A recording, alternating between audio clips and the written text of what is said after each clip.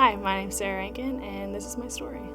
I was born into a fairly Catholic family.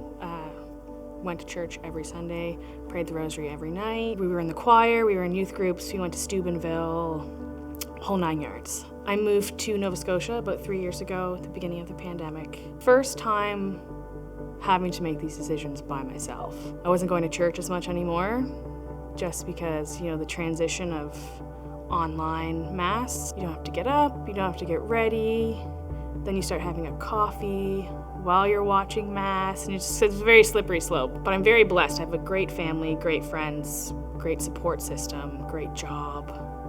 But there was something large that I was missing that I wasn't really aware of.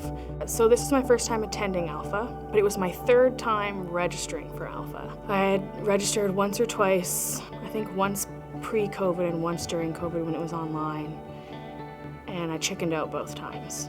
I don't like being vulnerable, I don't like being emotional, so I think that's what steered me away from it. Also, I didn't think that I needed it.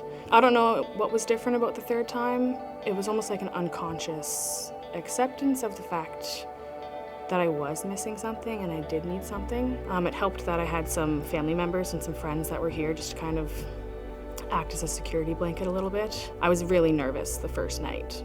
I didn't know what to expect. I didn't know how I was going to feel, what we were going to talk about.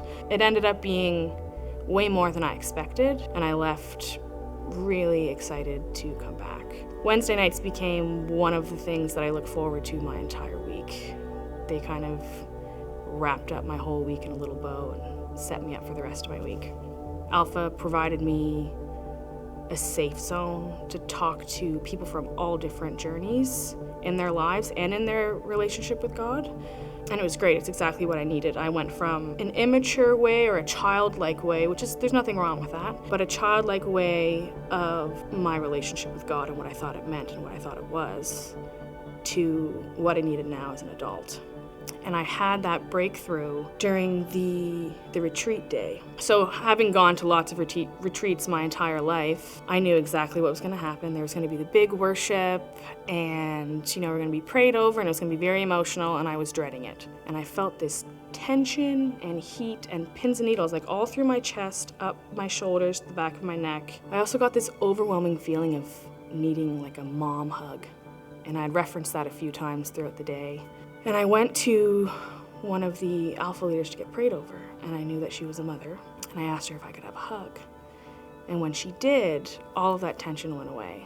And thinking back on it now, as I had grown away from my faith, I had kind of pulled away from my mother as well. I didn't realize it until that point that was my mom praying for me, because she knew. Moms know. Moms know the hows, the wheres, the whys. She was probably more aware of the fact that I was pulling away than I was. And it was very emotional. And it was that overwhelming flood of unconditional love that I knew I had, but wasn't really feeling or wasn't very aware of at the time.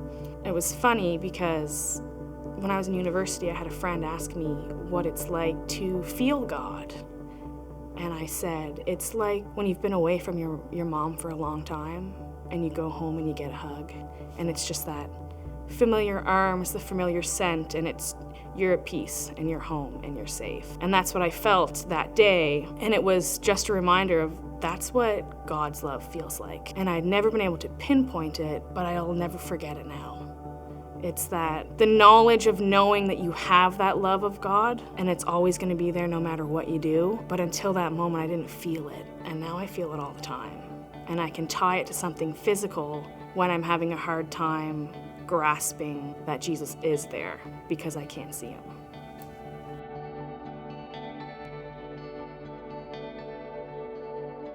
Just try it. Don't be scared. Even if you are scared, that's okay. I was terrified. I've been going to church my whole life.